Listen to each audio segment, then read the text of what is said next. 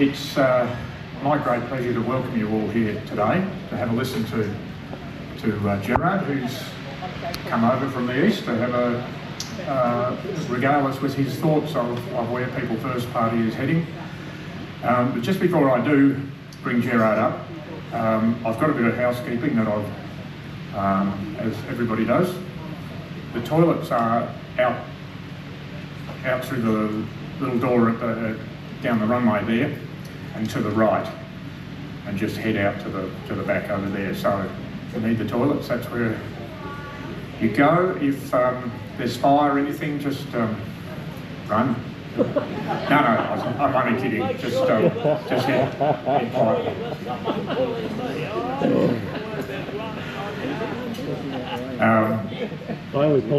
On the way in, there was a fair sort of a crowd, and some people may not have been able to put their email address on the paperwork with Patsy up at the desk. And so if you would like to be kept informed of when Gerard comes back and happenings with People First Party, on your way out, if you would just stop at the desk there and write your email contact details with Patsy if you missed out on having that what if you today. Remember? Do you still remember do it? I'm a member. No, you'll be right. No, so it really is a lot of people that paid cash on the way in, and so if you remember, that's fine. We've got your details. We know where you live. Okay, so before I welcome Gerard up, I'd just like to give you a bit of background where I come from. Bob Wilson's my name. I'm a semi-retired farmer from up in the north of the Gingin Shire. I was there for pretty much, my wife and I farmed there for pretty much 40 odd years. What area? Up in the north part of the Gingin Shire. Oh, so yeah, we were cattle farmers up there. We started off with sheep, and when the wall crash came, and sheep weren't worth anything, as some farmers in the room may remember, we ended up burying about 3,500. The government very kindly subsidised the cost of the bullets, 20 cents a head, so we were able to dispose of them. The Shire came out and dug a big hole, and yeah, that was a pretty soul-destroying part of my life. We moved into cattle, and then yes, kept farming that way until we ran out of money. No, I'm not kidding. where are you now? I was semi-retired in Upper Swan, so a nice little area there with 10 acres and a couple of horses. Just as a bit of background, when I was young I used to make jokes about politicians, and I guess that was because I always thought that our political leaders were honest, smart, and had our best interests at heart. So I didn't need to be involved in politics at that stage. I got on with my life, went farming, built a business, built a family, and yeah, that was me. My family were National Party supporters, always had been. I just did the same, voted for the National Party. That was until the National Party, the party of the farmers, decided that they would support net zero. Now, if you've got any idea about farming, you've got the cropping farmers and you've got the livestock farmers. Now, to get to net zero for the cropping farmers, you've probably got to stop using, say, diesel. Yep, that's fairly handy for a cropper and his headers and his tractors, to stop using diesel. Livestock, well, you know, those buggers just keep barking, and so you really just have to get rid of livestock. Or you could use this additive that they're now brought in and was mandated over in, I think, Norway and Denmark, is now killing the cattle. It's saving the planet though. So look, I thought our leaders were intelligent. So I've seen recently leaders like Julia Gillard, Kevin Rudd, Malcolm Turnbull, They're all on the bloody. ScoMo, and last but not least, the mighty Albano Sleazy. Yeah, but what about So, any of you that may be small business and employ people, would you seriously contemplating employing any of them? No. They were our leaders, Shoot. and you wouldn't employ them to save themselves. So I decided that I needed to get involved in politics. I've supported a couple of parties, minor parties, independent parties, because I can't support the major ones. I've followed Gerard Rennick and his travails in the Senate, and eventually the Liberal Party shafted him. And I guess Gerard's story, but I guess to me it was, he came out against the vaccine mandates. He's always been a climate change denier, some would say a climate change realist. Spoke his mind, and that didn't go down too well with the major party. So they shafted Gerard. Before the last election, he resigned from the party and formed his own party, the People First Party. And look, I supported the two candidates here in Western Australia who ran for the Senate. One being here today is Jodie Clune, who is the WA State Chairman of the WA branch of the People First Party. Jodie said to me, look, I'd like you to be the country rep, state rep for, and I'm thinking the country, there's only 3 branches in the country, so that can't be too hard. And then she said to me a bit later on, actually, if you wouldn't mind, I'd like you to be the state representative for all of the electorates. There's 16 of those, and well, you've got some like, well, as we know, Curtin, which is an inner city one. It's 93 square kilometres to cover in Curtin, and so the person who takes on Curtin has really got some work to do, covering 93 kilometres. I just happen to have here somewhere a little piece of paper that I looked up how big some of the rural electorates were, and Durack, as you may be aware, is 1,410,000 square kilometres. That is a challenge. But anyway, we're up to the challenge. I guess we were, as I asked about country people and my take on them, country people are the same as anyone else. They're looking for leaders, and we've been failed by the mainstream leaders that we've looked up to in the past, the National Party and the Liberal Party on the Conservative side. And if you're on the Labor side, well, heaven help you. Hopefully you're here now to have a look at alternatives. But I have found a leader that I believe I can trust, and I believe he's got the ability to inspire people. And I hope you'll give a warm West Australian record. Oh, before I finish and introduce Gerard, I must thank Mike Matich, the owner of the Cook at Spire. Mike and I stood side by side handing out how to vote cards at the last state election, where Mike ran for the Liberal Party and I was supporting the independents because of Sophia Mormond, who was also spoke out against the vaccine mandates.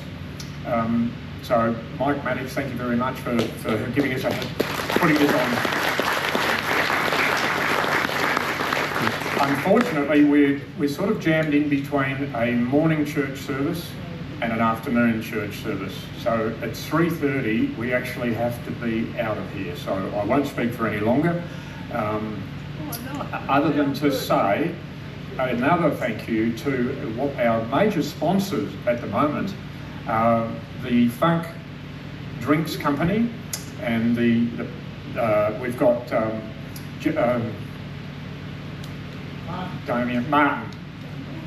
Damien's the other one, Martin and Marion, and Paul, who is the patriarch of Paul Michael, who is the patriarch of the well, the Funk family, where the boys got it going and are doing a great job. And they've supported us at our dinner the other night in Fremantle, and the prizes for on the raffle.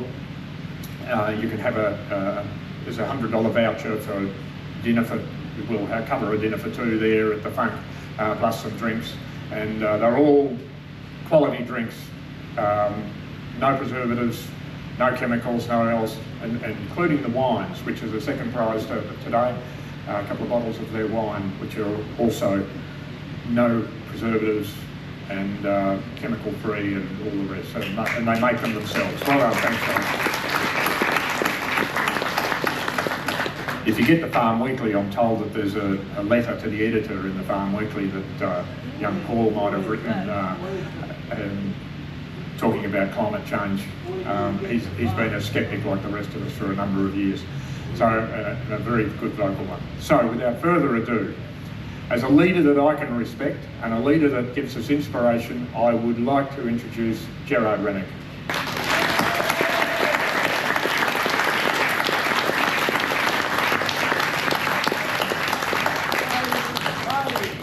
Thanks, Gerard.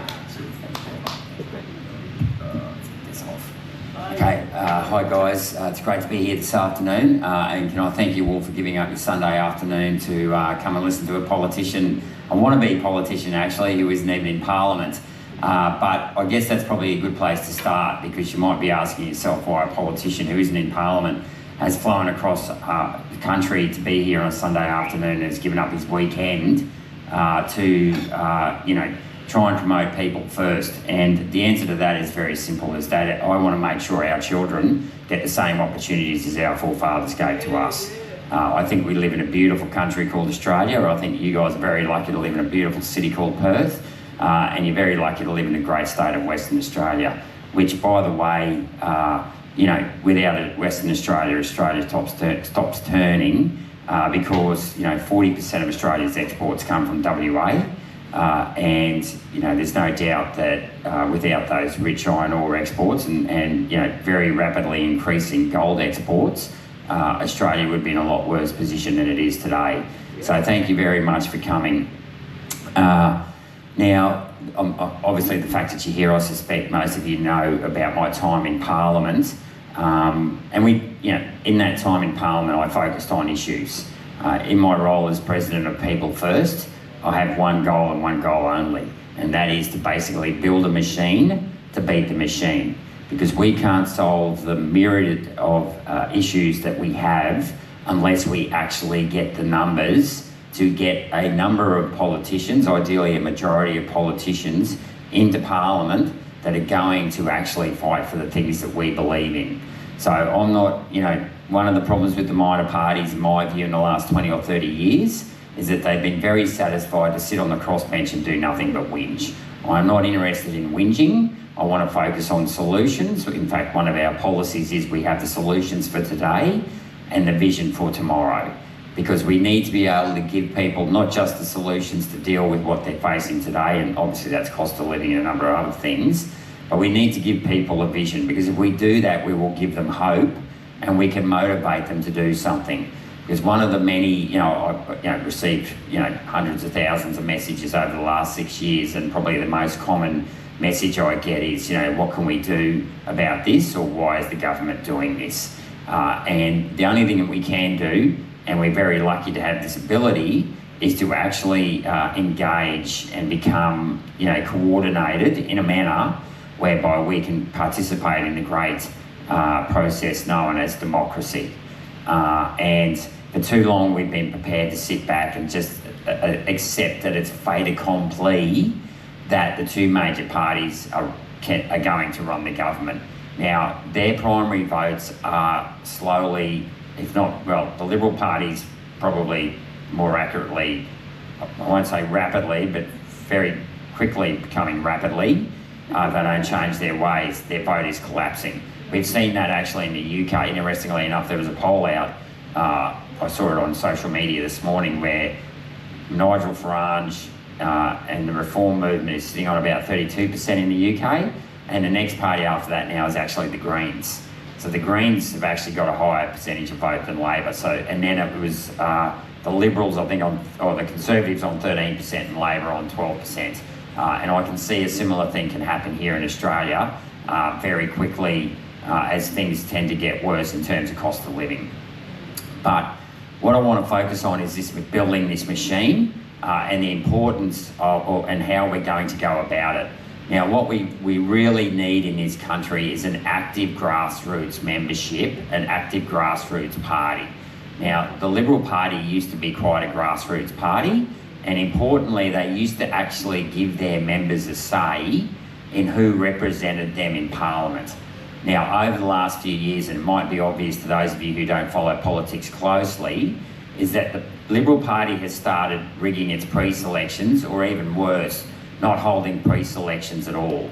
And that's incredibly important because, you know, it's ironic this week, the Liberal Party has backflipped on a policy it's had for the last 4 years, whereby they've supported net zero over the last 4 years. And as a result of that, we've seen their vote, their primary vote and the number of seats they have in Parliament collapse from around 77 seats to about 42, 43 seats.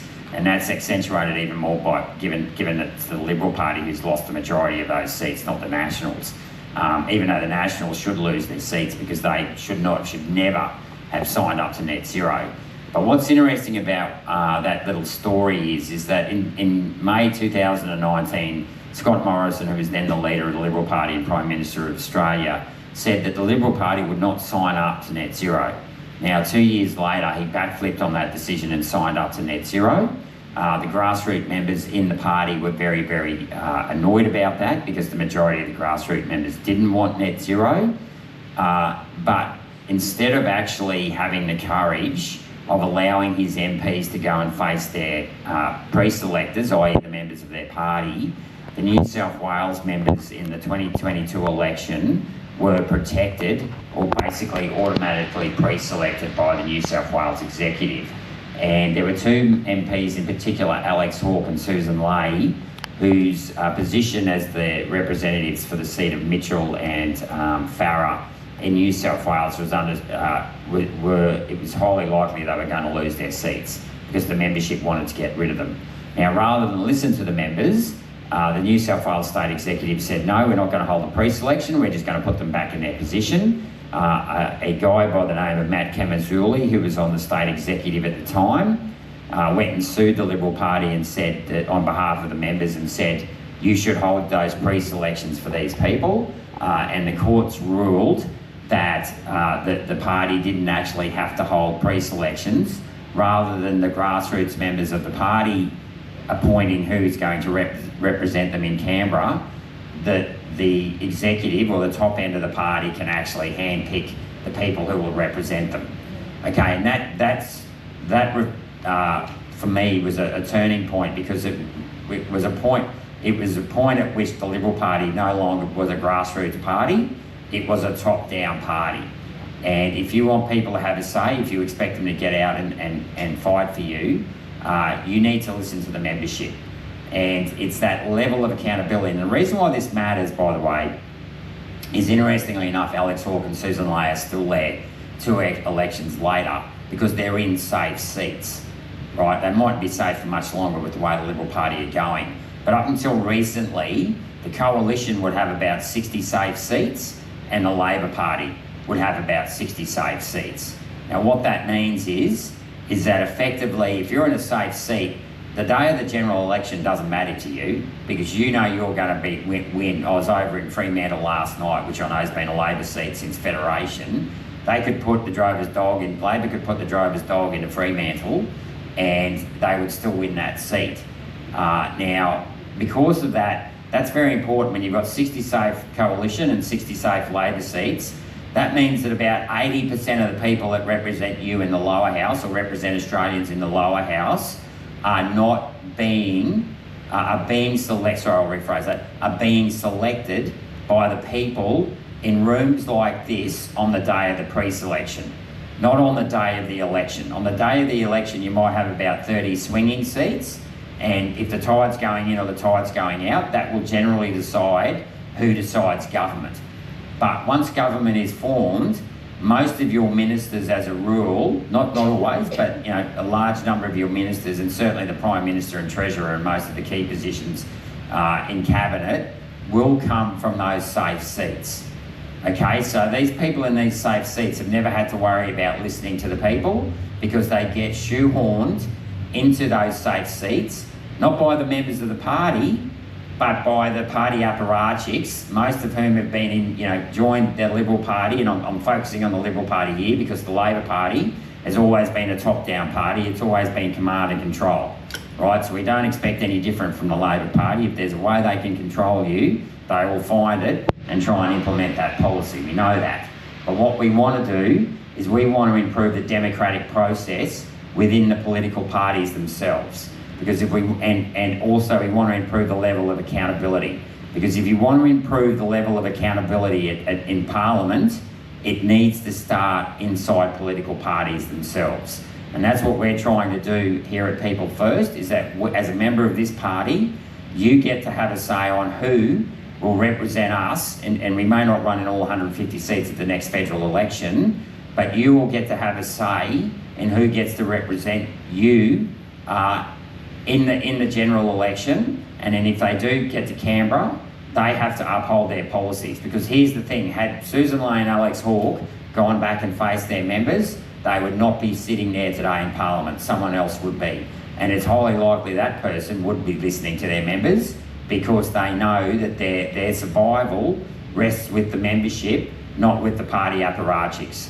And it's very ironic that even this week, MPs from WA and Queensland and South Australia all had to fly over to Canberra to get their orders from head office in Canberra. This is despite the fact that South Australia, Queensland, Western Australia, the New South Wales, all have voted against keeping net zero.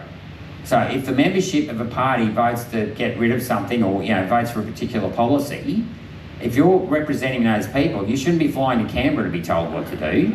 You should be standing in rooms like these listening to the membership. And that's what we want to do at People First. So we will make sure that everyone gets a vote if you live in a particular electorate on who your candidate is. We will have AGMs every year where you get to vote for yours. So Jodie will go up for re-election next October or thereabouts to be your party president. And also you will get to have a say in the policies of the party as well. So if you attend any branch meeting, you can move a motion to either bring in new policy or change existing policy, so that we have a democratic process within the party. Because this, in my view, is why governments are actually, and it's both Liberal and Labor and why the two major parties are failing, because they no longer have to listen to the membership. And they're entrenching their power. Earlier this year, in one of the last bills I voted on, they increased their dollar per vote, so what they get paid by the taxpayer, from $3.38 to $5 at the next election. So at the last election, they got $3.38 per vote. At the next election in 2028, they're going to get $5 a vote.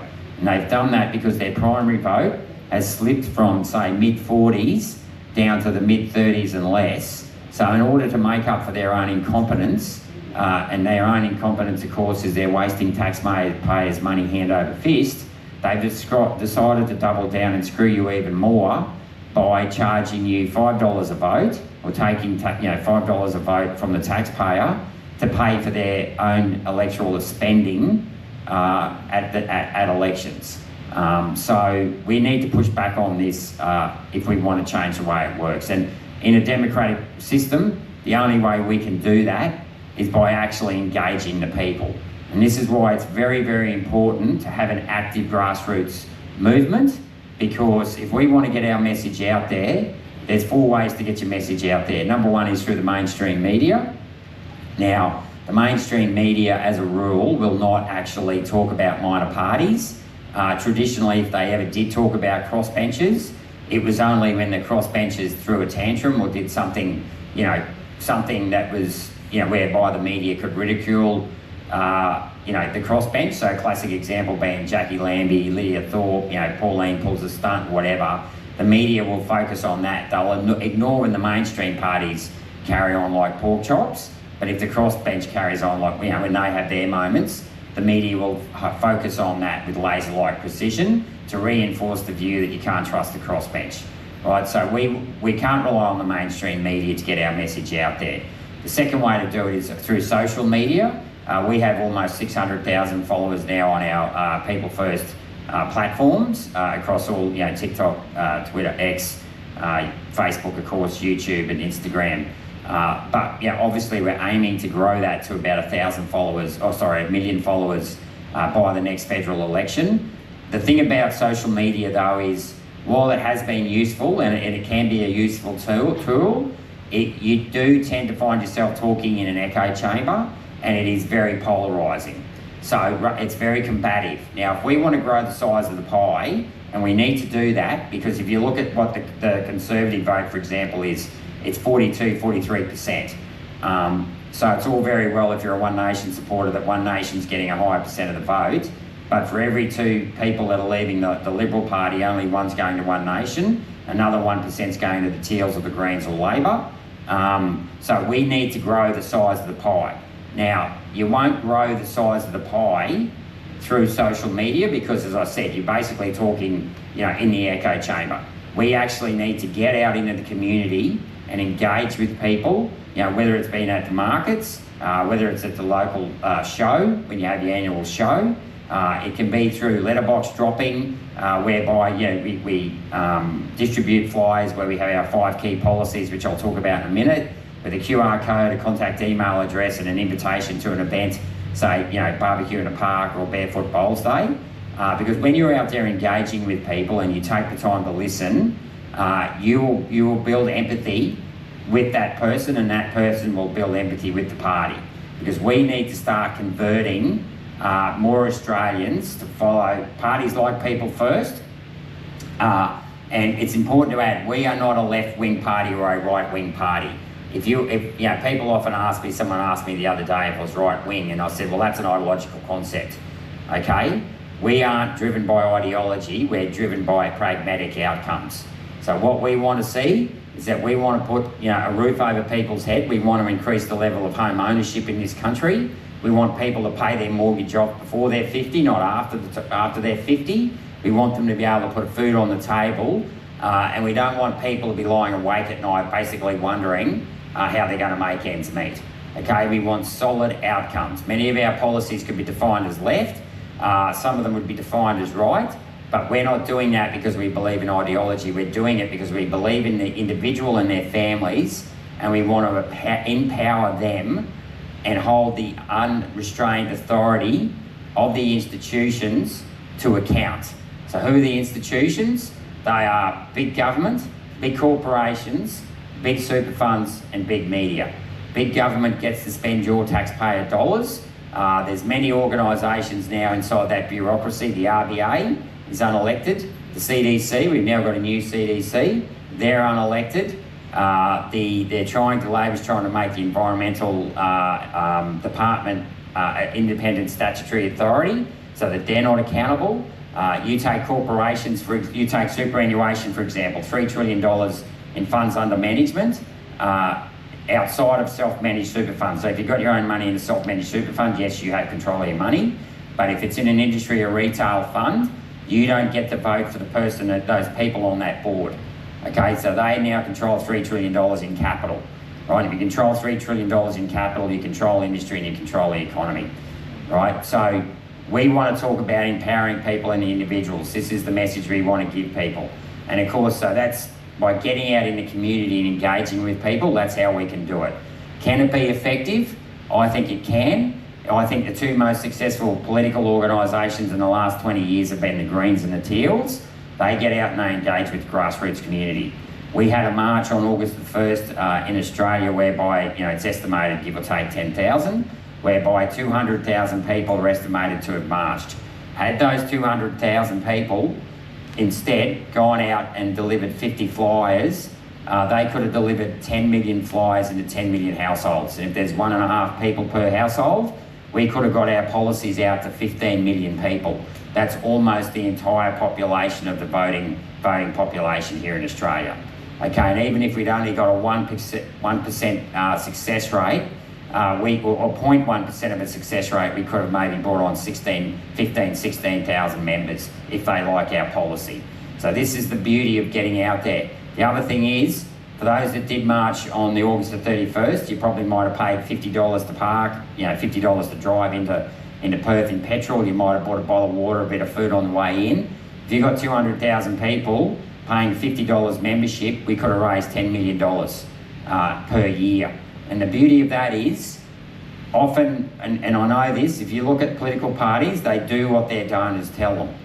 Now, I would rather, if I was to be re-elected as a senator inside People First, if I had to listen to my donors, what better donors to listen to than the membership themselves? By having a subscription model, it is forcing the politicians to listen to their members who just happen to be their donors, rather than having a minor party that has no subscription model, but then relies heavily on funding from one or two wealthy people that will inevitably lean on those politicians to serve their self-interests of the big donor. So this is why we've decided to have a subscription model, because we want the members to have complete control over the party. Because that way then you get true you're not going to have the conflict of interest. It won't put the elected politicians in a conflict of interest position whereby they're being leaned on by their donors, and if they tell their donors to get stuffed, then you can't fund the election next time. We have to do this ourselves. This is what democracy is all about. It is about basically people power. And one of my favourite sayings is the world is controlled by those who turn up. And it's very, very important, if we want to turn things around, we need to start turning up and getting engaged and being active. So they're the three ways to get our message out there. Mainstream media is no good for us, but social media and grassroots campaigning will help us get our message out there. And I believe that we do have great policies. So that is why we want to sell those policies to the people. So what we'll do, so we've got to get out of here by a bit after 3. But what I might do now though is actually talk a little bit about our policies, and then we'll take some Q&A from the floor if that's okay. But what I want to do is I want to focus on our 5 key policies. Now, as I said, we've got this overall slogan of solutions for today and a vision for tomorrow. Out of our 5 key policies, the first 3 ones are very straightforward. They're going to deal with the problems of today, right? We want to put more money in people's pockets. We've got a cost of living crisis, if we want to call it that.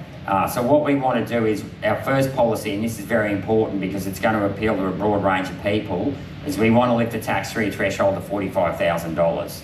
Today, basically, I think it's completely absurd that we should tax people who earn less than the cost of living. Effectively, if you earn $45,000 today, you will pay almost $4,000 in income tax, and you will have to pay about $6,000 of your $4,500, not quite 6,000, it's close to 5,000, sorry, in superannuation to some bloke you've never met or some person you've never met, and there's no guarantee you're going to get that money back when you're 67. So your income, your take-home pay is going to go from $45,000 down to $35,000. All that's going to do is drive people who are struggling already with the cost of living below the cost of, in the poverty, and it's going to make them harder to get to work.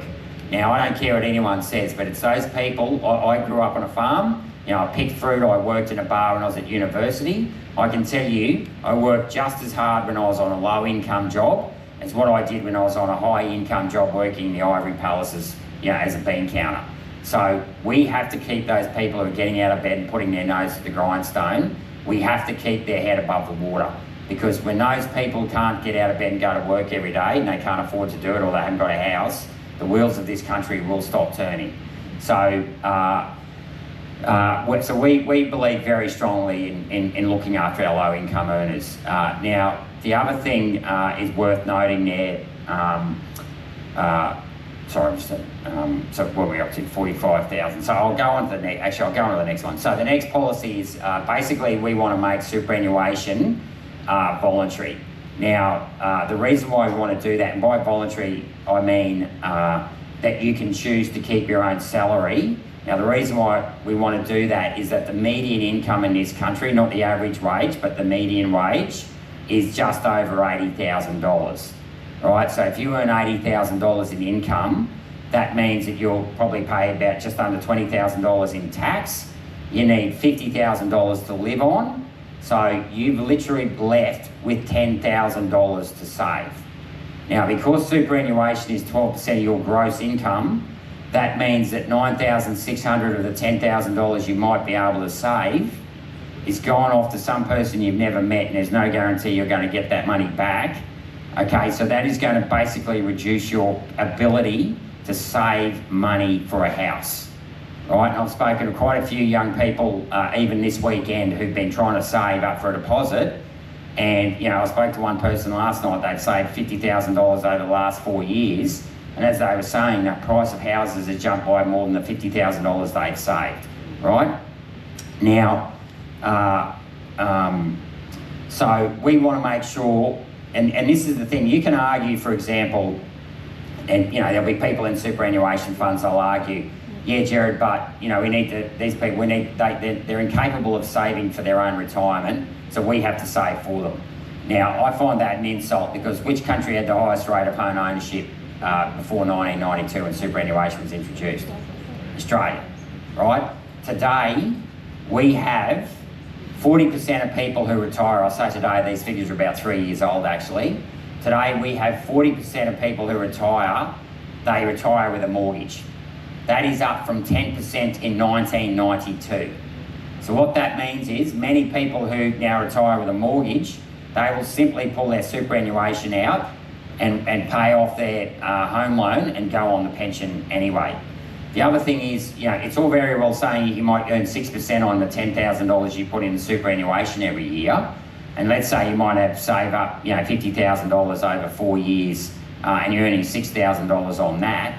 But here's the thing, if the median house price in Australia is almost $1 million now, so if house prices are going up by 4 or 5% every year and you're delayed because, you know, 10%, 12% of your income's going into superannuation, that means that the house prices are rising faster than you can save, as I just pointed out. And so we want to encourage people to be able to actually save their money faster so they can either A, buy the house and then B, pay the home loan off quicker. Because it's a false economy to say that you're earning 5 or 6% in super if house prices are also growing by 5%, 6 or 5 or 6%, especially given that your earnings are taxed. Generally, once you go past $45,000, they're taxed at 30 cents in the dollar. So that means if you want to save up enough money for a house, you've got to say, earn, you know, for every, you know, say $7 that you want to save, you've actually got to earn $10 so you can save $7. And that's after you've paid for your 50 grand cost of living, right? So superannuation is not helping people either A, retire for their own savings, and we know that, so this is another statistic, the same percentage of retirees are on a full pension today. As a matter of fact, it's higher than it were in 1992. The median balance for women aged 60 to 64 in their superannuation account is $158,000. For men, it's about $212,000. They're not even anywhere near climbing past $312,000, which is on the assets test where you start to get a part pension. So in other words, people are not saving up enough money in their super. When I say people, I'm talking about the bottom 50% of income earners. They're the ones who get the pension anyway, right? So it is not even achieving its goal of getting people off the pension. But here's the thing, it does come at a cost, because the cost of managing superannuation was estimated by the Productivity Commission about 6 years ago in 2019 to be 1% of funds under management. So there's $4 trillion in funds under management in superannuation today. So that works out at about $40 billion being paid to financial planners and all the people that manage the money to manage superannuation. And we do not need any more financial engineers in this country. I'm one of them. We need more civil engineers, mechanical engineers building real infrastructure, which I'll touch on in a minute. So and interestingly enough, about 2 months ago now, I caught up with a lady. She was one of the people one of the 12,000 Australians who lost approximately $1 billion with First Guardian. I don't know if you've heard of First Guardian. but it was a fund that a lot of superannuation money was put into as a result of the financial plan. And so I caught up with this lady. She had $80,000 in superannuation. She's lost a lot of it, unless she can get a refund. She told me, she said, Gerard, this is the hill I want to die on. So she started investigating who was responsible. It turns out that her money went through 6 sets of hands. So, so basically their ticket had been clipped 6 times over. Now this lady wasn't particularly wealthy. She was a horticulturalist, she was a gardener. Paper assets are not her thing. As she said, if I had been able to keep that money, I could have paid my mortgage off. She had a house in Maloney, for those of you who know where that is in Queensland, just up on the Sunshine Coast there in the Glasshouse Mountains. She said, I've got a $200,000 home loan. If I'd have been able to have that $80,000, I could have literally almost cut it in half and paid it off so much quicker. So this is the false economy of superannuation. Now just going back to, I knew what I forgot before, it's just come back to me. With that tax cut of where we're going to lift the tax-free threshold of $45,000, obviously we need to demonstrate how we're going to pay for that if we're to have any credibility. Now, the way we are going to pay for that is we want to means test the defined benefit scheme for retired bureaucrats in Canberra. Now, so just to be clear, I'm not talking about retired military, and I'm not talking about the state schemes for teachers and nurses who also are on this, or policemen who are on a defined benefit scheme. I'm not talking about public. So I'm very careful. If you're representing people first, please be very careful with the language you use. We only bash bureaucrats who make unnecessary regulations. We do not bash our frontline workers who serve the people. My mother was a nurse. I know how hard she worked as a shift worker. She was also a midwife. I think our nurses and our teachers and our policemen do a great job. And kudos to those of you who stood up in the COVID, stupidity and refused to take the jab. So I'll give you an example. The undiscounted liability when I got this costed about 4 years ago for retired bureaucrats who'd been in the Canberra bureaucracy was estimated to be $334 billion. And that was for 164,000 retired bureaucrats. So that works out at about $2 million each. Now, many of these bureaucrats would already have millions of dollars in wealth, and I'll focus on one, and that's a bloke by the name of David Anderson. Now, he's the recently retired Managing Director of the ABC. He was the Managing Director of the ABC for about 7 years. He was on a salary of over $1 million throughout the time he was a Managing Director, so already very well paid by the taxpayer. His defined benefit was 37% of his final salary. So do the sums, 37% of 1.1 million is just over $400,000 a year. He retired at 56 from the ABC, so if he lives to 86, he'll get paid at least 400 grand a year for 30 years, which comes to a lazy $12 million. So we think it's entirely unfair that retired bureaucrats, including politicians, should be able to get such a golden handshake without being means tested. So effectively, we're going to apply the same rules to the bureaucrats as we are to everyone else in the private sector. And if their assets are less than $312,000, they can get a pension of about $30,000 a year. Like everyone else. And I should say, by lifting the tax-free threshold to $45,000, that means that if you are on a pension and you're earning $30,000 a year, you can earn another 15 grand before you pay any tax. Because we do want to encourage, some people aren't ready to retire at 67, they may want to work another day or two a week. And I'd rather having our pensions work an extra day or two a week than having immigrants come in adding pressure to housing and that to do the jobs that we won't do. If Australians want to do the jobs, and I know many pensioners do, we want to encourage that as well. But that saving of means testing the defined benefit scheme, we estimate should save somewhere between $10 and $15 billion a year. The second way we want to save money is abolishing subsidies for renewables. We estimate that will also be $10 to $15 billion a year. And the third way, there's a lot of other tax loopholes I want to close, but I won't touch on them now. But the third thing we're going to do is Treasury do not model secondary impacts. So those of you who understand economics or finance, they're assuming that if you give a $1,000 tax cut to someone on a low income, that none of that money actually goes back to Treasury in the next 12 months. Now, I think that's complete and utter rubbish. I know it's complete and utter rubbish because the idea that someone on a low income is going to save their tax cuts is ridiculous. They'll spend most of their money. Fair enough, as you go higher up the income stream, you might be on 250 and you got a $5,000 tax cut. You might buy a more expensive foreign car or go on an overseas holiday. But people on the low income, especially if they've got families or whatever, they will spend that money in the community.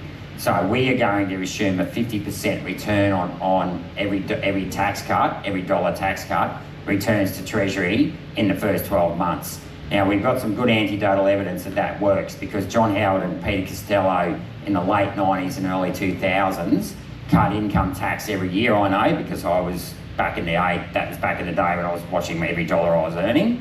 And I always used to look forward to budget night because we'd always get a tax cut, which meant it was kind of like a pay rise. But interestingly enough, they ran surpluses whilst they were giving income tax cuts.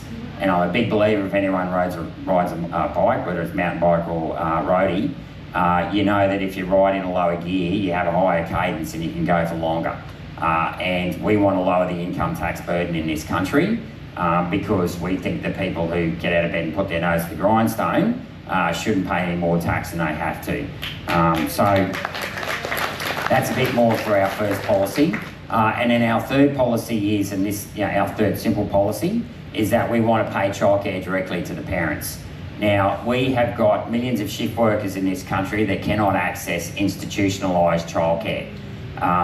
You could be a policeman or a nurse working shift work, you could work in hospitality, you might work on weekends. People today working at the bar, they can't, the childcare centres aren't open on weekends. If they need to have, if they need child carers, they'll have to pay for it themselves. So our view is that you should pay money directly to the parents for their childcare rather than to childcare centres. Obviously, it'll be welfare tested, so people with drinking or gambling problems won't be getting the childcare payments. The other area where it would really help, and this is particularly relevant, I suspect, in Perth, is for fly-in, fly-out workers. Currently, if you put your child in a childcare centre, you've generally got to pay for the entire term or for the year. So my view is why when dad comes in from the mines, why do you need to put your child in childcare if he's off for 7 days? You'd rather spend time with the child and not waste money on childcare when you don't need it. You'd rather use that money, say, for nannies later on, or it might even be able to help the other partner stay at home and help raise the children for longer. Because yet again, we don't want to see, we want to promote the individual and the families. We want the government out of our lives. We don't want them in our lives. And this childcare rort needs to be called out because the money's not going into the pockets of the parents. It's going directly to the childcare centres. Right? Now, what's the fastest growing union in Australia over the last decades? Anyone know? United Voice. Okay, because they're the people, that's the childcare union. That's where the childcare workers, that's a union they join. And Albanese, by the way, when he brought in that policy last year in giving the childcare workers a pay rise, that was conditional on them actually being in a union, right? But here's the thing, when you've got 200,000 childcare workers paying $14 a week in union fees, that's $700 a year. Do that times 700 by 200,000, that's another $140 million going to the unions. So yet again, we're seeing this habit here with Albanese in these so-called handouts, where the money isn't going to you, the individual, it's going to the vested interests. So with childcare, it's childcare centres and the unions. With superannuation, it's the big financial engineers. And of course, who's one of our favourite fund managers, everybody? BlackRock, right? Now, sorry I'm going to offend some people here, but I'll call One Nation out for this because they support compulsory superannuation. You cannot support compulsory, don't tell me that you don't like BlackRock and then support compulsory superannuation, right? Because if you support compulsory superannuation, you support BlackRock. It's that simple. Because they're one of those fund managers that get to clip the ticket, that $40 billion I was talking about. Them and Vanguard, they've got their nose in the trough as well. And then just last week, Albanese is now talking about extending the $150 energy rebate. And of course, will you see that? It'll come off your power bill, but are you going to get that money paid to you? No. It's going to go to the likes of AGL, which is owned by who? BlackRock and who else? Mike Cannon Brooks, right? So they're trying to close down their brown power coal stations in Victoria and to go on to renewables. Now, I did a post on this a couple of weeks ago that 2GB picked up, but their accounts actually show that the cost of renewables is much more expensive than the cost of actually their own coal-powered fire stations. And interestingly enough, they've got a little table there. It's just such a gimme if you actually know how to read a set of financial statements. The cost of their coal is $22 a megawatt hour. The cost of gas is $115 a megawatt hour. Now here's the thing, they're going to shut down their coal power fire stations, which provides 4 gigawatts of energy, and they're going to replace it with 12 gigawatts of capacity through renewables. So we can determine by that the capacity of those renewables, and we do already know this, is about 30 to 33% because the sun isn't always shining and the wind isn't always blowing. But here's the thing, that if you are going to have to rely on gas for give or take 60% of the time, that means you're going to be using gas at and it's $115 a megawatt now. Wait until you have to rely on it when there's no more brown coal around or black coal. There's going to be a lot more, gas prices are going to go up a lot more. So 60% times $115, that's going to be like $70 a megawatt hour, up from the $22 a megawatt hour you can do with coal. So yet again, the government is actually in bed with the big end of town, whether it's through super funds, childcare centres, or the energy providers, because basically by doing what they're doing, they're encouraging the energy providers to go into renewables. They're basically bribing would be a better word, bribing these energy providers to go into renewables. And of course, another crazy policy Albanese's just brought in the last month or so was the government's now going to underwrite the banks for our young children to actually buy a house with 5% of a deposit. Okay? Now, I'm going to talk about capital controls in a minute, but I'll just touch on this. 5%, if you've got $50,000 and that means that if you only need a 5% deposit, you can buy a house for $1 million. You can go out and borrow $950,000, and you will have reckless lenders that do this. And you'll have people that also lie about their income earning potential. So we're now in allowing children to borrow $950,000 to buy a house. If you had what you'd call a rational capital control or monetary policy setting of 20%, what that means is if you did save $50,000, the most you could pay for a house is $250,000, i.e. you only had to borrow $200,000, you'd only have a $200,000 loan. Now, to me, it's much more sensible to only have a $200,000 loan than a $950,000 loan. And you can see why now at least 40% of people now that retire with a mortgage, can't you?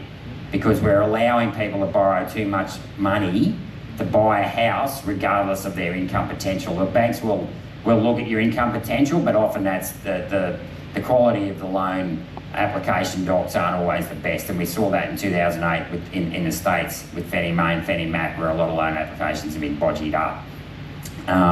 So they're our 3 key policies. They're the first of our 3 key policies, and they're just designed to be very simple, to appeal to the maximum amount of people, and we're not going to actually cost the taxpayer anything. All we're doing is we're going to weaken and stand up to those unaccountable institutions, and we're going to go back and we're going to put more money in your pocket to empower you and your families, right? So the next policy, now this is a little bit more complex, and I'm going to summarise it by this, is that we are going to reform our taxation and monetary system, and these are the key words, to put Australia first, okay? So a lot of people may get lost in this, and don't panic if you do, but this is the key difference between us and every other party, between People First and every other party in the country. Because we know actually how to fix the structural imbalances in our economy by unwinding policies that were introduced back in the 1980s. And I'm going to talk about these policies now so that you can understand A, how we've got in this position, and then B, how we're going to unwind these policies to get us out of the mess that we're in. So I'm going to start off with the first one, and that is 1983. A bloke by the name of Bob Hawke, who was Prime Minister. He decided to sue the Tasmanian government in what was known as the Tasmanian Dams decision. You may know it as the Franklin Dam decision. He took the state government, Tasmanian government, to court because he wanted to block them from building a dam. Now, put aside the argument of whether or not you should have dammed the Franklin. That's not what I'm talking about here. I'm talking about the legal mechanism that the federal government used to override the powers of the states. So Bob Hawke went to the High Court. He said under section 5129, we're going to argue that the foreign treaties power can override the plenary powers of the states. Now, one of the plenary powers of the states was that the states manage their own water. In other words, control of water is not listed in section 51 of the Constitution. Now, what that meant was, Hawke was arguing that if we sign a foreign treaty, or the federal government signs a foreign treaty, it can override anything that the state government wants to do, right? Now, that has laid the groundwork for the federal government stepping in and just about stopping, almost any productive infrastructure asset in this country ever since. And we saw an absurd example of this in 2023, 2 years ago, whereby a gold miner in Orange called Regis Resources, they own part of Tropicana mine out here, were blocked from building a gold mine in New South Wales, despite the fact that they paid the New South Wales government $160 million for environmental approvals. Now, how that was blocked was that someone claiming Aboriginal heritage, and the reason why I say they're claiming Aboriginal heritage is that other Aboriginals in Orange were claiming this Aboriginal wasn't even from Orange. But they basically used cultural grounds, and then the treaty of, whatever the UN treaty is on cultural grounds, to override the environmental powers of the state to stop that gold mine from being built. And we saw a similar example about a decade ago up in Queensland, whereby a Darney coal mine was blocked by, I forget whether or not you wanted an Indian owning it or not. The fact is that the Queensland state government wanted to build a coal mine. It was blocked by the federal government because of a rare finch. Now, for those of you who don't understand, Queensland is to coal, or coal is to Queensland what iron ore is to Western Australia. So, you know the story of Lang Hancock flying over. If you read the, I forget what the name it was, but a book that always used to tell me they knew there was iron ore in Western Australia, but they couldn't work out when they were flying over why there was no difference in the anomaly. And it turns out the entire, all the ground was iron ore, so there was no difference in the magnetic pitch they were getting. Well, it's similar in Queensland. So the biggest area in Queensland is called the Brigalow Belt, the biggest environmental area. The idea that you couldn't build a coal mine in one part of Queensland. So the Brigalow Belt goes from where I was born in Chinchilla and the Western Darling Downs all the way up to Collinsville and just south of Charters Towers. So it extends for 1,500 kilometres. Now the idea that one bird could stop, was going to be, the habitat of one bird was going to be damaged by a coal mine was just absurd. But the Environmental Defenders Office in Queensland went and appealed to the EPCB Department, Environmental and Protection Department in Canberra to stop that mine from being built. Long story short, what we've got here now is two levels of government. So if you just do have a sympathetic government that wants to get on and build infrastructure, you've got to have two sympathetic governments at the same time and then be able to get through all the bureaucrats, right? So long story short, we have a federal government that act, or that decision by the High Court, has enabled the federal government to apply any foreign treaty to override the domestic powers of our own governments. Now, that is wrong. That Franklin Dam decision was actually based on a precedent Burgess called the Crown. And it was a case in the late 1930s, whereby this guy flying a biplane through the Sydney Harbour and around the Sydney Harbour Bridge just after it was opened, the federal government stepped in and said, look, we can't have this lunatic flying around the Sydney Harbour Bridge in a biplane. He's going to cause an accident.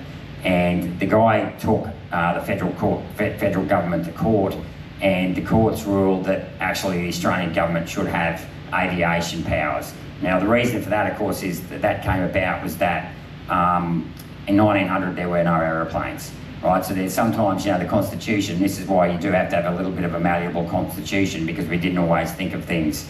But on the other hand, when they came up with 5129 that the federal government should have, the right to sign foreign treaties, you can't tell me that the founding fathers, the United Nations or the League of Nations, had never been created then, right? There is absolutely no way that the intention of the founding fathers would have been for the federal government's powers of the foreign treaties, because remember, all these guys that wrote this constitution were federalists, right? They believed in holding Canberra to account. They were very, and I don't need to tell you about this in Western Australia, right? You don't trust, Canberra at all. So there is no way those founding fathers ever meant for 51-29 to give powers to override the states. But long story short, that is making infrastructure construction in this country very, very difficult.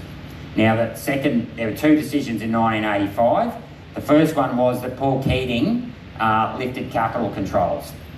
Now, most people won't understand this, but put it this way, if Anthony Albanese came out tonight and he said we're going to lift all immigration controls, there's a fair chance you'd be at pitchforks at the front of Parliament House tomorrow morning, wouldn't you? Well, that's what Paul Keating did in 1985 in regards to the flow of capital into this country. He basically said to the private banks, we are not going to tell you where you can borrow your money from. You can go and borrow your money from anywhere. Now, that was a complete overturn of the 1937 Banking Royal Commission that said the central bank should always control the volume of credit in the system. Okay, now and then keep an eye on the distribution and then keep an eye on the distribution of that credit through the private banks. So the private banks said, yippee, we are going to go out and we're going to borrow a whole heap of money on the wholesale global markets, and we're going to lend that money to the Australian people because by inflating the price of an asset, we can earn more interest. So basically, as I said before, foreign debt held by the private banks in 1985 was $8 billion. By 2008, it was $800 billion. And what that did was, it basically sent house prices from 4 times earnings to 10 to 12 times earnings. It sent 2 parents back to work, hence the creation of the childcare industry in the late 90s. It basically drove down our birth rates from just below 2 to 1.5 today. And then in 2008, there was the GFC. Now, what happened in the GFC was a lot of people who had already paid off their house and started saving for their own retirement had been advised by dodgy financial planners to go out and borrow money against their paper assets. Now, those paper assets doing what paper assets love to do the most, evaporated in the GFC, and many retirees were forced to sell their houses to pay off their debt. Now, what that meant was that the housing market was about to collapse and the banks were about to collapse because they had $800 billion in foreign debt. So we were going to become a sovereign risk to the foreign banks, right, that Keating had rolled over to in 1985. So how did we solve that problem? How did the government solve that problem?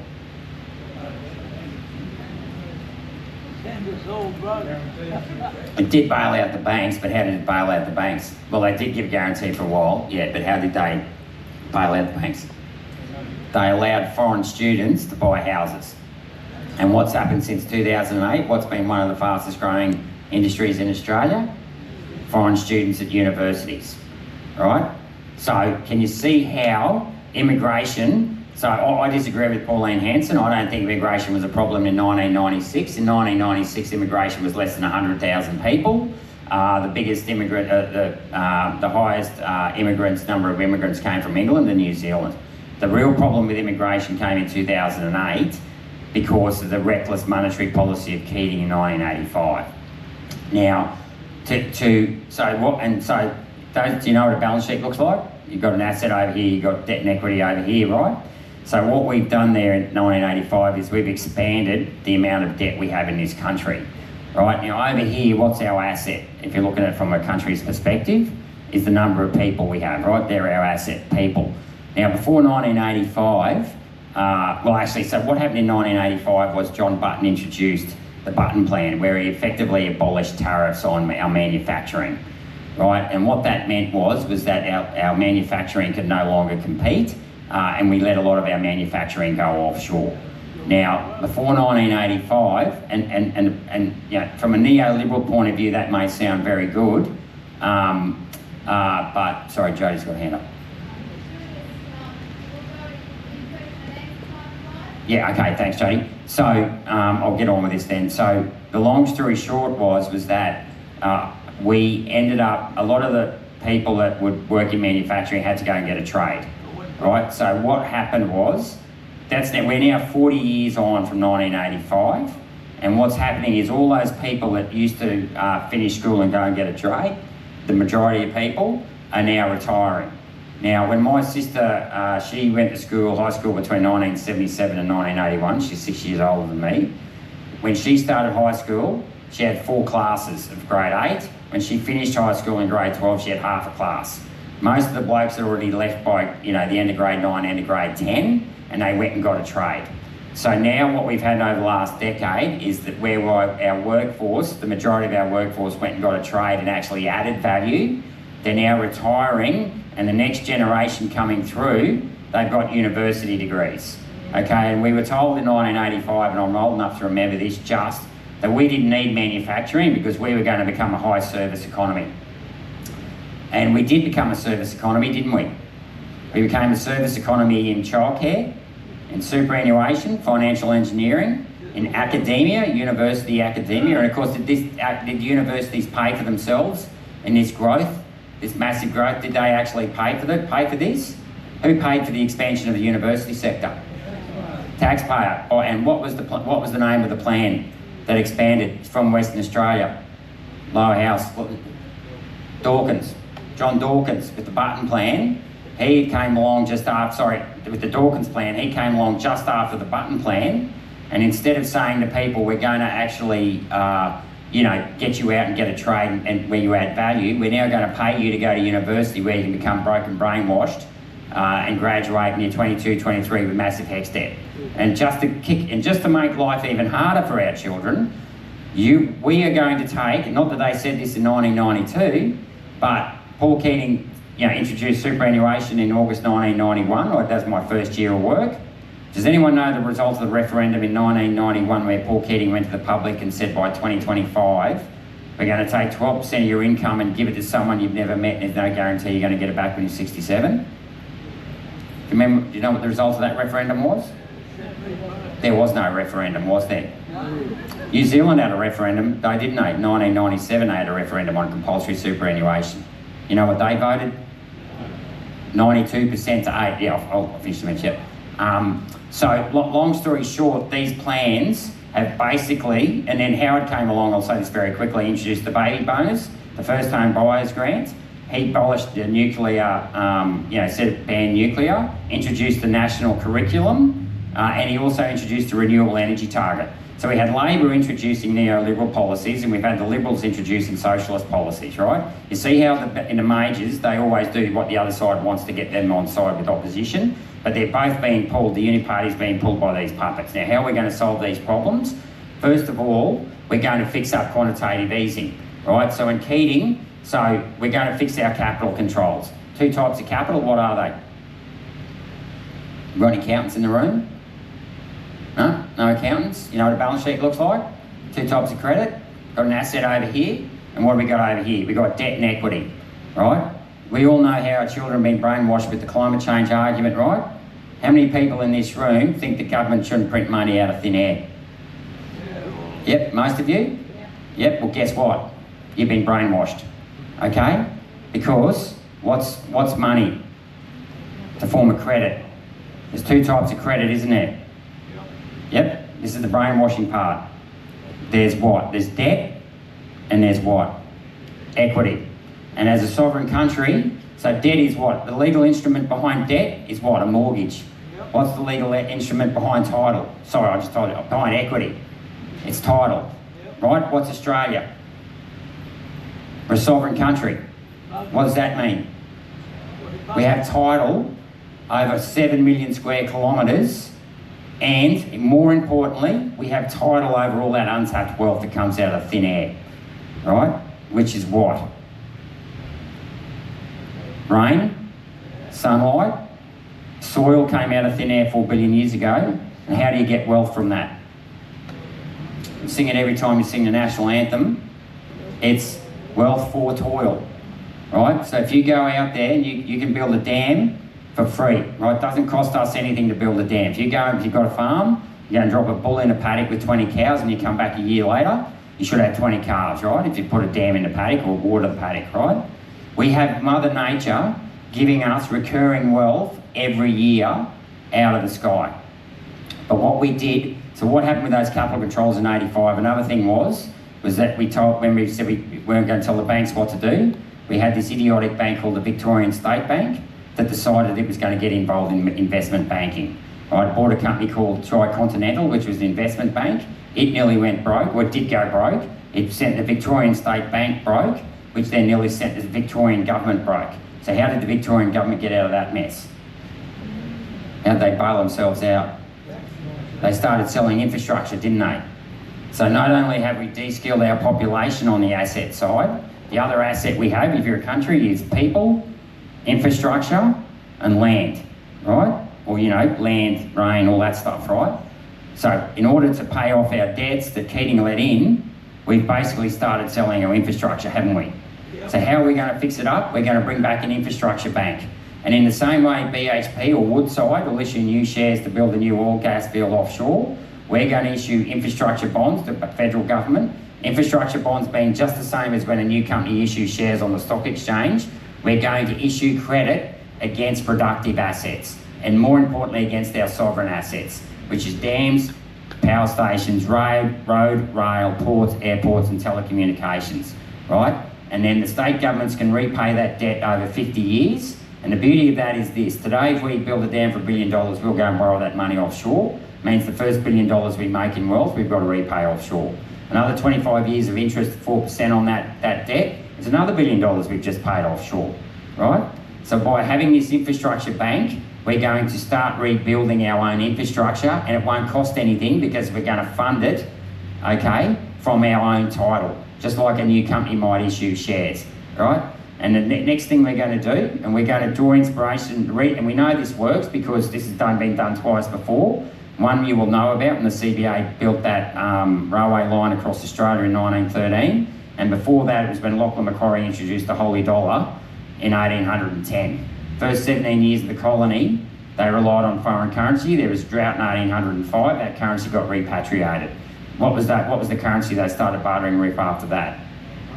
Rum. It came the Rum Rebellion, right? And of course that literally set the colony broke. Macquarie came over here and he was the first governor to see Australia as a country, not a colony. So he issued the holy dollar, right? And with that he funded those sandstone buildings in Macquarie Street today, Sydney Hospital, Sydney Barracks, and he actually started a building program, right? So we want to do that, right? Because we know that if we have equity over, or title over our untapped wealth, all we have to do is retain that title. And as we build those infrastructure assets, we'll start buying back the infrastructure assets we sold. And the second part to that whole holy dollar, who uses the holy dollar as its logo today, by the way? You see it when you drive into the capital, in the Perth CBD, it's up there on one of your buildings, Macquarie Bank. You know that little logo? That's the holy dollar. That's the first currency we ever had. Why did he put a hole in it? Because he didn't want the currency being repatriated offshore.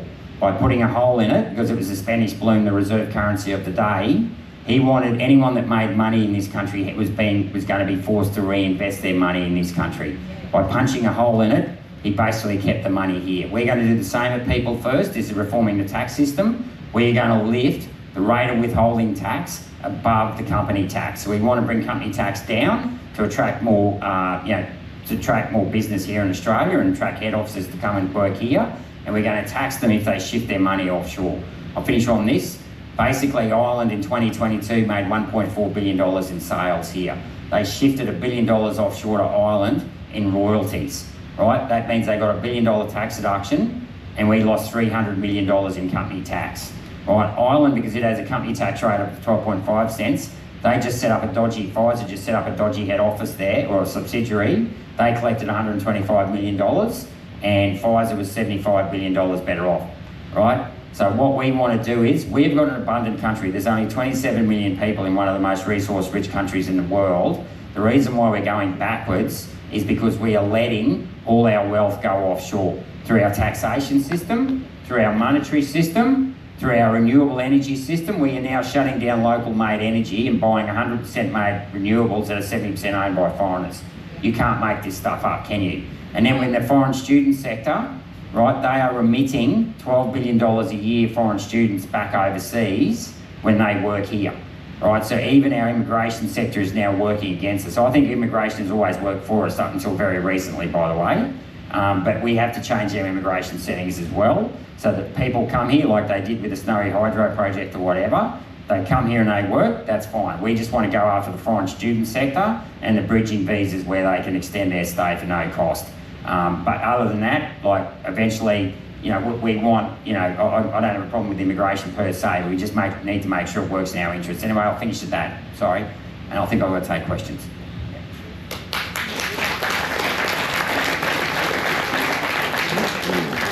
Look, it's, thank you, Gerard. It's unfortunate that we will have to be out of here before on 3:30 at the latest. So we're a little bit tight for time.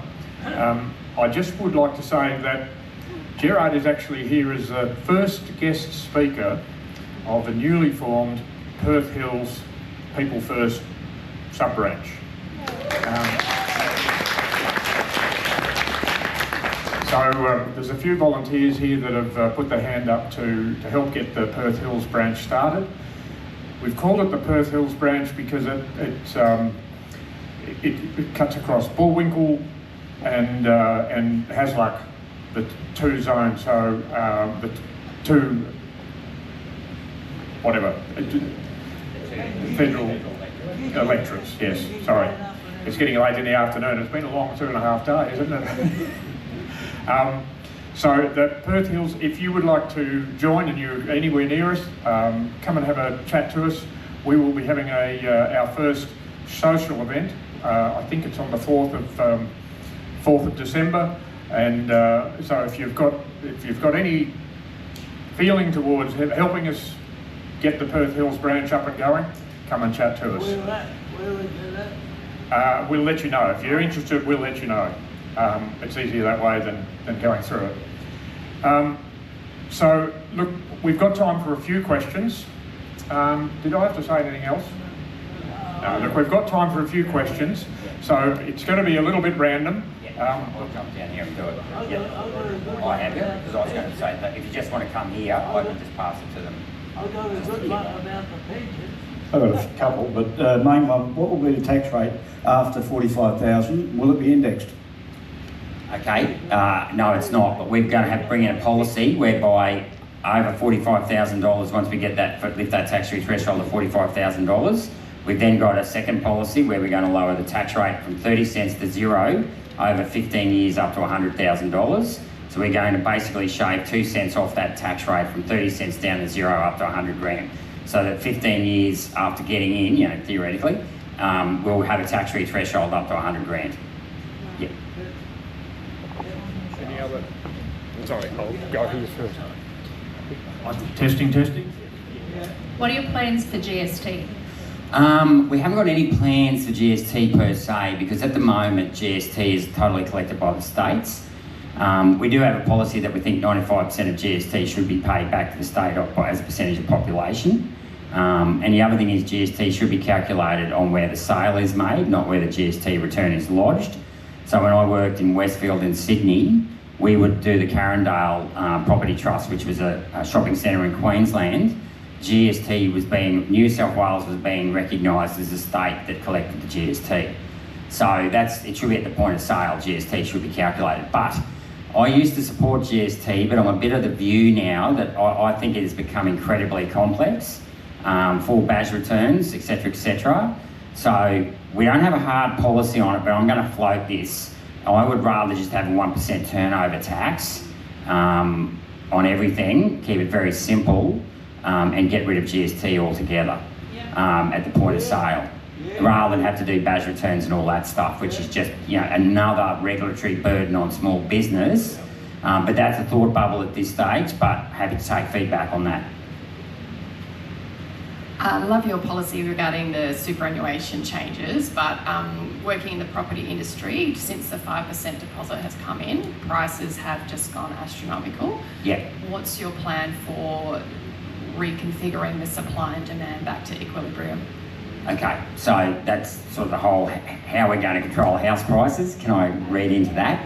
Okay, so we will have to then obviously lift the deposit rates. So you know, what you need from 5% back to 20%. So the trick with this is you don't want to bring the whole thing crashing down, right? Because if you look at the Commonwealth Bank, for example, they have about $1 trillion in loans, but they also have $800 billion in savings. So it's all very well people saying let's bash the banks, but remember the banks hold your savings as well. So we don't want banks to crash because it'll be your savings that will go with it, right?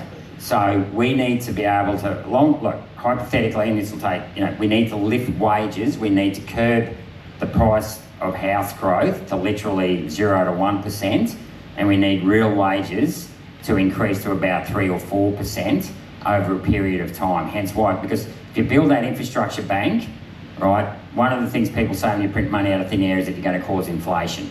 That's true if you print and spend.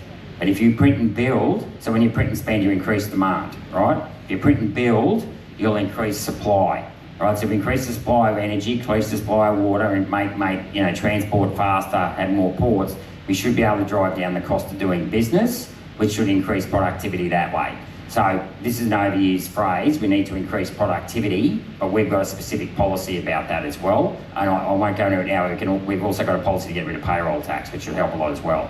But we need to cap capital controls as well, because with that, so the problem, it's a two-step approach. When you lower the deposit rate, and the bank's now got to go out and get $950,000, right? Australia doesn't have $950,000 in savings. So when I was a Treasury accountant at the Bank of Queensland, this was 20 years ago, for every $1 million we lent, we went and got 60% of it offshore and wholesale funding. Now, if capital controls were never lifted, what it would have meant, instead of being able to access $1 million, we would have been able only to access the $400,000 in savings that had been made by fellow Australians, normally older Australians, and that was a virtuous cycle, because what you had was older Australians would put their money in a term deposit, or Australians put their money into a savings account. That was then lent on to younger people who would borrow that money to buy a house, and then they would repay, when they're repaying interest on that loan, the bank would then pay that back to the pensioners for their income. So basically you had the older generation funding the younger generation to buy a house, and you had the younger generation funding the older generation in their pension. So it was a virtuous cycle, whereas now, because so much money has been borrowed offshore, half the interest you're paying is going offshore as well. So that is another poverty trap that we've got ourselves into. But long story short, we're going to have to tighten capital controls to restrict house prices growth. We're going to lower immigration. We want to increase the amount of housing that is built in this country. A really big hidden cost is renewables, is actually having a detrimental effect on the supply of housing. Why? Because a lot of tradies, there's about 50 to 60,000 tradies in this country now building the wind farms and solar panels instead of actually building houses. So we've seen the supply of new houses built drop from about 160 to 130,000, despite bringing in 10,000 new tradies every year. So your question is, where are they going? They're actually bloody building renewables instead of building housing. So we'll increase the supply at the rate at which housing is built as well. So hopefully that answers your question. Yeah. Didn't the Commonwealth belong to the people years ago, and now they sold it? Yeah, sure. I'll answer that in a minute. First, I just wanted to say thank you for all the work that you do and restoring my faith in politicians and that my children might actually grow up in the Australia that I grew up in. Yeah. Yeah, because it's pretty scary. My question was, with the World Health Organization, does the party have any policies with the pandemic treaty or any thoughts and considerations for that? Yeah, sure. So that question was, does the party have any policy on the pandemic treaty? And well, the simple answer is yes, we want to get out of the World Health Organization. And I said this last night, I'm disappointed to have to say that. I grew up reading National Geographic, and I'd read about how the World Health Organization would go into third world countries and remove cholera out of the water. I think it's an absolute disgrace that we were allowed, what was once a magnificent institution, to become corrupted by corporations, right? In particular, Big Pharma, right? So,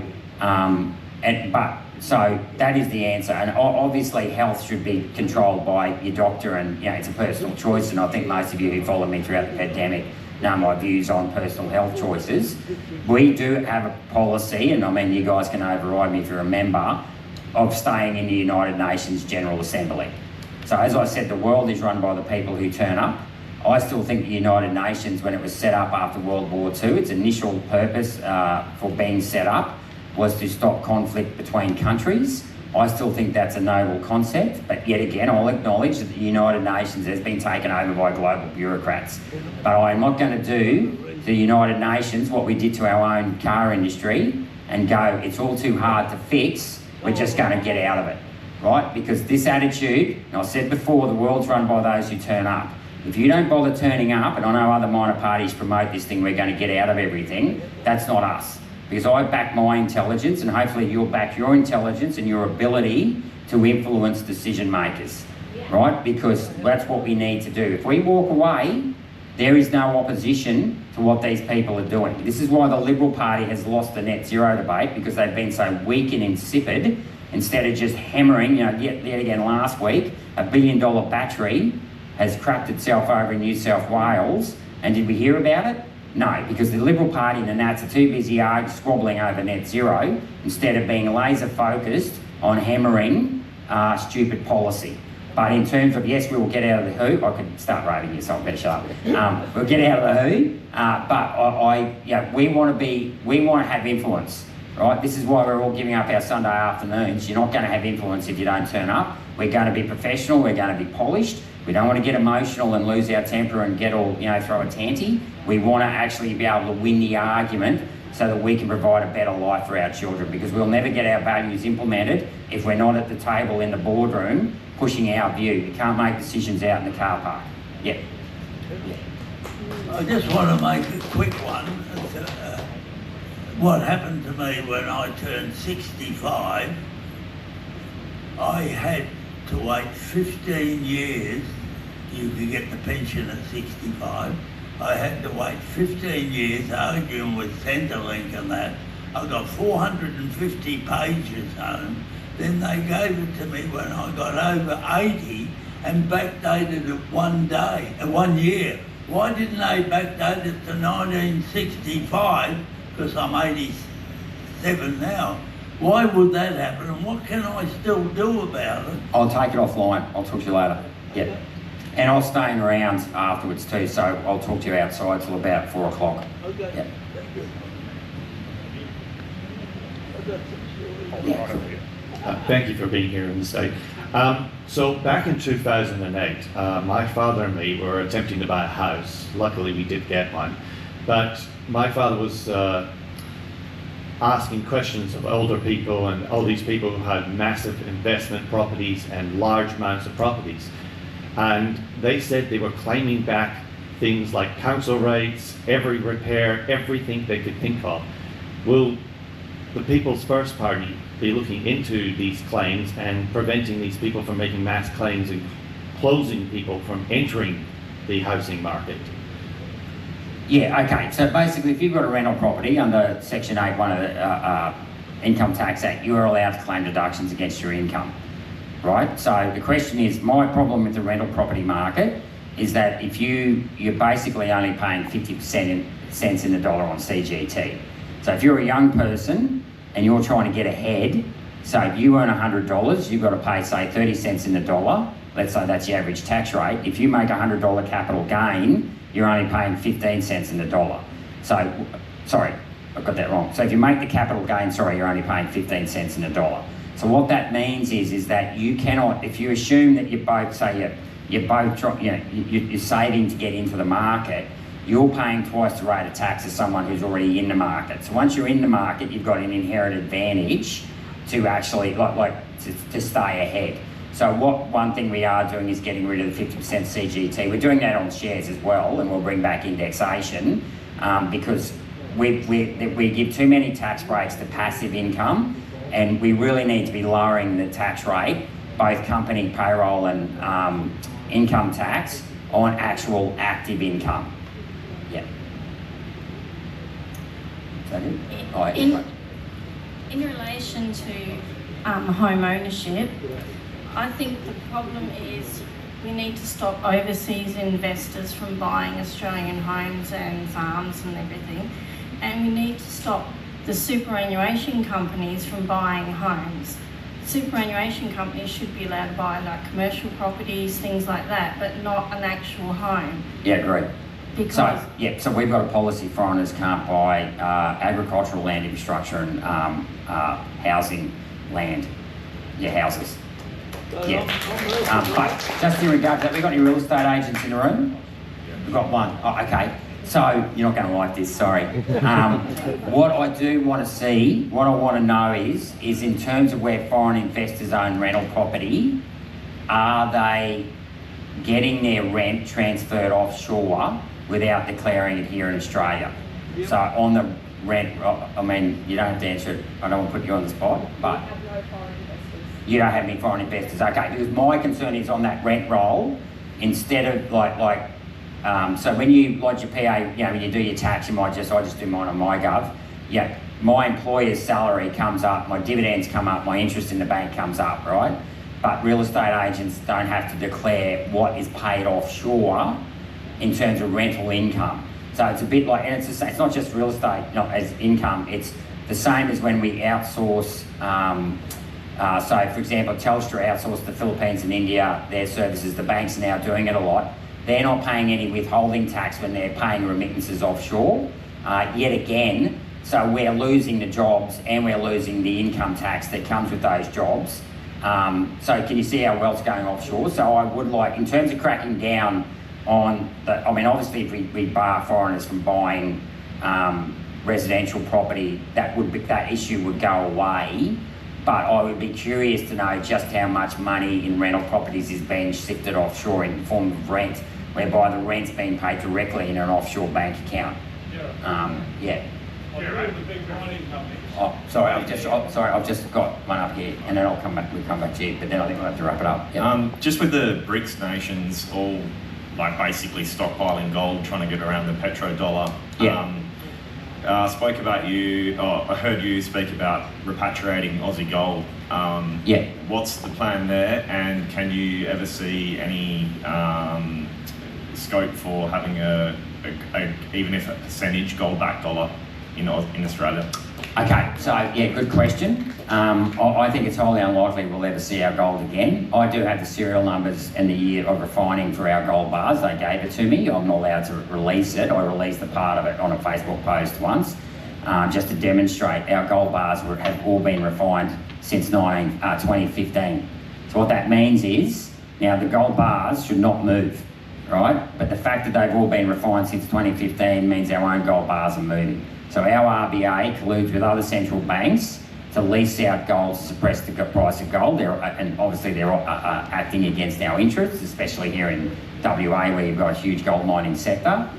Step one. Step two, look, my view, even though I love gold and I'm a gold bug, is that I want an infrastructure-backed currency whereby our wealth of the country is through manufacturing, infrastructure, and things like that. So gold can be useful, but yet again, I mean, gold is, for a private investor, it's very useful.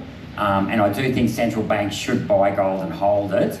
But I want to see, infrastructure and manufacture. That is the best way to support your currency, is to be able to stand on your own 2 feet as a country and produce your own goods and services. And we'll finish up on this, a really important thing that we want to push at people first is manufacturing today is highly automated. And what that means is that in 1985 when Button let manufacturing go offshore, the argument was we couldn't compete with Asian labour. That's no longer the case because so much of it now is, like steel factories in Europe are virtually 90% automated. And I would love, we're going to push a policy whereby, you heard of the Iron Boomerang project? Has anyone heard of that? Well, we're not going to have that. We're going to do better than that. We're going to use ships to take iron ore around to Darwin and ships from coal around to Darwin. Then we're going to take the uranium from Olympic Dam straight up the existing railway line to run a really super cheap power station and put a steel factory, start off with one in Darwin and turn that iron ore at $100 a tonne into $500 a tonne steel billet and ship it up to the east coast, which Darwin sits right underneath the east coast of China, and we'll do it that way. So yeah, that's the full bubble. But ultimately, gold, even though I love gold, it's not a substitute. There's no substitute for having our children with the right skills to produce the goods and services, the infrastructure. And I'll finish up on this. Our greatest general, John Monash, legend has it that he never fired one bullet in battle. He was the great general because he was an engineer and he knew how to build things and he had strategy and vision. And we want to be, you know, when it was one other policy, sorry, I know I said this is the last one. We want to bring back the military apprenticeship scheme as well. So we want, in order, because our manufacturing industry has been gutted, the only way we're going to do this, and we're going to then use those apprentices to you know, if they want to, they can go back to the private sector, but we want to build up a military engineering core for civil engineering and mechanical and electrical engineer. Our civil engineers will build roads and ports, and our electrical and mechanical engineers will build power stations to provide the cheap energy, so we can re-skill our young people as well. And if they can stay on the stay on the barracks and get free feed, 3 feeds a day and a roof over their head, at least that'll make it easier for apprentices. If we can subsidise the university sector to the tunes of hundreds of billions of dollars, why can't we subsidise our young generation to get trades again and rebuild our infrastructure? So, we've got time for one more? Very quickly. Yeah. It's all right, I'll talk to you all outside. I believe the major mining companies and gas do their bookwork in Singapore and pay very little tax here. Yes, no, offshoring. I mean, so this is something we have to be careful with. In 1985, we pretty much offshored our manufacturing industry to China. When we signed the Indian Free Trade Agreement in 2023, we're basically outshoring our service industry to India. And you know, look, I mean, we don't want any more bean counters than we really need to, but if we are going to use bean counters, we want to use people in this country so that when we pay them, they come and spend that money in their community here rather than the community, you know, in another country. Yeah. Thank you very much, Gerard. As you will have guessed, Gerard could probably speak again for another couple of hours, but I'm not going to hold the plane up for him. So we better keep moving on. We have we're going to give you the great honour of delving in here for the first prize, which is a $100 voucher for the Funk Drinks Co. And that would sort of cover food and drinks, I'm sure, for a couple. So I've got a green A18. Green A18. Says them searching around. Green 18. Searching around. Must have green A18. Pretty sure I got it. Oh, it's on the floor. Hang on, we're waiting. There it is. There it is. And yes, we've got 2 bottles of fine wine from the Funk Drinks Company, and Gerard is going to draw them. I've got a green A24. A24. Fantastic. All the drinks preservative free, no chemicals, and keep them chilled. Keep them chilled. On behalf of the Swan Hills new branch of the People First Party, we would like to thank our first guest speaker, Gerard, very much for coming over here, especially for us. And thanks for coming this afternoon. And as always, I'd like to finish, with politics, you often hear a lot of people, they're very depressed, they're very negative. Don't be. We live in a beautiful country. 200 years ago, we had our forefathers out there in the bush, whether they were, digging a gold mine or opening up a new property or something. They faced fires, floods and droughts. Okay, believe you me, if they could face and deal with those things, we can deal with, like Anthony Albanese, and bad politicians and bad bureaucrats in Canberra. So don't stop fighting. We owe to our future generations to leave them a better life. This has been a mad weekend for Gerard. We started on Friday night. He arrived early Friday, and then we started with a dinner on Friday night. Then we had a business breakfast at 8 o'clock in the morning on Saturday.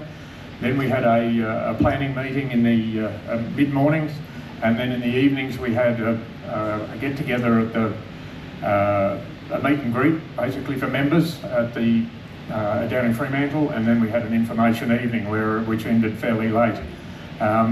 And then today. So Gerard's been put to the test and made to work, and the person who held the whip behind it was our